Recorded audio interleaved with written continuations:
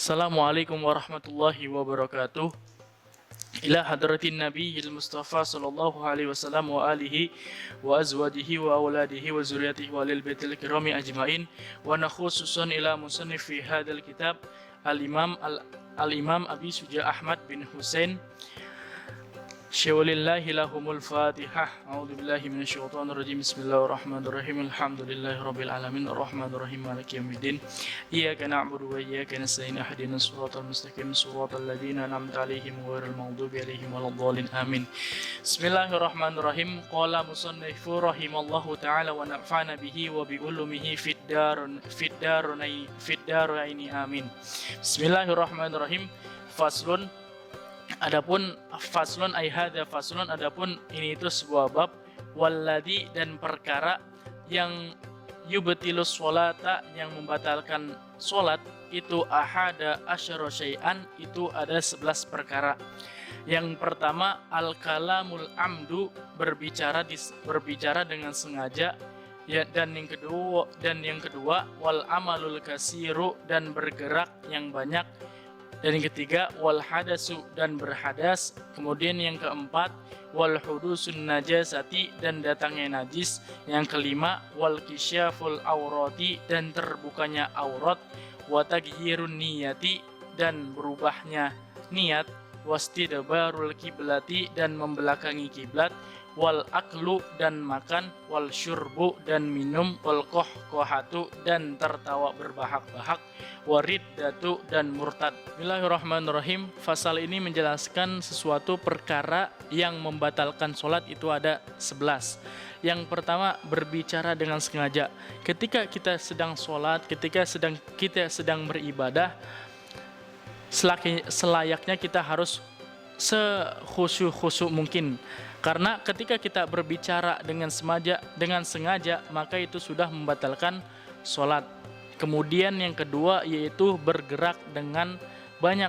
Dalam Fathul Qorib dijelaskan bahwa bergerak yang banyak itu misalkan contohnya seperti 3 gerakan sekaligus. Contoh ketika kita sedang sholat, kemudian ada sesuatu yang gatal di sebelah kiri, terus kita garuk. Nah, garuk ini kita garuk dengan tiga kali terus menerus, maka itu sudah termasuk membatalkan sholat. Nah, selanjutnya yang ketiga yaitu berhadas. Nah, ketika kita sedang sholat kemudian kita berhadas, nah maka kita harus membatalkan sholat tersebut, karena berhadas merupakan sesuatu yang membatalkan sholat. Contohnya ketika kita sedang sholat kemudian kita merasa kok ada yang keluar gitu di antara kubul dan dubur kita. Nah, itu kita harus langsung membatalkan sholat karena kita dalam keadaan berhadas. Kemudian yang keempat, dan datangnya najis.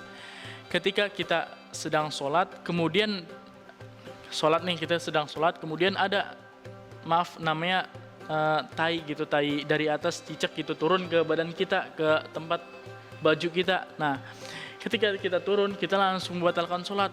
Kita harus menghapus najis tersebut dari tai cicak tersebut. Nah, yang kelima yaitu kasyaful aurah, terbukanya aurat. Ketika seorang laki-laki atau seorang perempuan sedang sholat, kemudian ada angin kencang datang ke dia. Nah, ketika dia sedang sholat, kemudian angin tersebut bisa membuka sarungnya seorang laki-laki. Nah, ketika sudah terbuka, nah berarti aurat tersebut terbuka dan sholat tersebut dihukumi batal, karena di sini disebutkan terbukanya aurat itu termasuk sesuatu yang membatalkan sholat. Lanjut yang keenam yaitu adalah berubahnya niat. Ketika kita sedang sholat, kita harus niat yang benar. Bahwasanya kita niat sholat zuhur, ya kita harus niat sholat zuhur, jangan kita niat sholat asar. Ketika kita dalam keadaan tersebut, maka kita sudah termasuk membatalkan sholat. Nah, selanjutnya yang ketujuh yaitu wastidbarul kiblati, yang artinya membelakangi kiblat. Ketika seorang muslim sholat yang tadinya arah kiblatnya benar nih ke barat, kemudian dia mungkin karena bosan atau karena dia ya malas atau karena dia ya mungkin bosan lah, kita artikan seorang muslim itu bosan nih. Kalau yang tadinya dia di barat terus sholatnya, kemudian dia bosan, dia gantilah ke arah timur atau ke arah selatan. Nah, seorang muslim itu sholatnya batal. Karena apa? Karena di sini disebutkan membelakangi kiblat termasuk perkara yang membatalkan sholat. Selanjutnya yaitu adalah makan. Nah, makan ini sudah familiar lah, kita tahu kalau bahwasanya kalau sholat itu ya tidak boleh makan kan.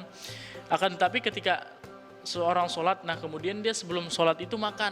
Nah di sholat itu masih ada sisa-sisa makanan yang ada di gigi atau ada di gusi. Nah sisa makanan itu kemudian dia makan lagi nih, ketika dia sholat kemudian sisa makanan dia makan lagi, maka sholat dia tersebut batal. Karena apa? Karena dia termasuk sedang makan sisa-sisa makanan yang tadi gitu. Selanjutnya yang kesembilan yaitu minum. Minum ini juga sama kayak tadi yang penjelasan ke-8, makan minum itu sudah ya sepaket lah, kita tahu bahwasanya kalau kita sholat itu tidak boleh melaksanakan namanya makan dan minum. Lanjutnya ke-10 yaitu tertawa berbahak-bahak. Ini sering terjadi di ya namanya lingkup masyarakat kan gitu, banyak anak-anak kecil. Nah ketika sholat kita harus sekhusyuk mungkin. Jangan kita sholat terus kemudian teman kita meledek, kita ikut tertawa, apalagi tertawanya berbahak-bahak. Jadi ketika kita diledek teman kita kemudian kita tertawa sangat berbahak-bahak, maka itu sudah merupakan sholat kita tuh sudah batal, karena kita tertawa berbahak-bahak, dan tertawa berbahak-bahak ini merupakan suatu perkara yang membatalkan sholat. Nah yang terakhir yaitu namanya murtad. Mungkin ini menjadi suatu yang susah gitu ya, ketika kita sedang sholat kemudian kita murtad, kan nggak mungkin ya, tapi ini dimasukin karena murtad itu termasuk suatu yang membatalkan sholat. Jadi ketika kita sholat mungkin ya kita tiba-tiba murtad atau tiba-tiba gimana gitu, setelah kita langsung membatalkan sholat gitu. Jadi murtad itu juga termasuk perkara yang membatalkan sholat. Nah selesai sudah dalam pembahasan 11 perkara yang membatalkan sholat ini. Semoga apa yang tadi saya sampaikan bisa menjadi sebuah ilmu yang baru bagi kita semua yang sudah mendengarkan video ini. Kurang lebihnya mohon maaf. Assalamualaikum warahmatullahi wabarakatuh.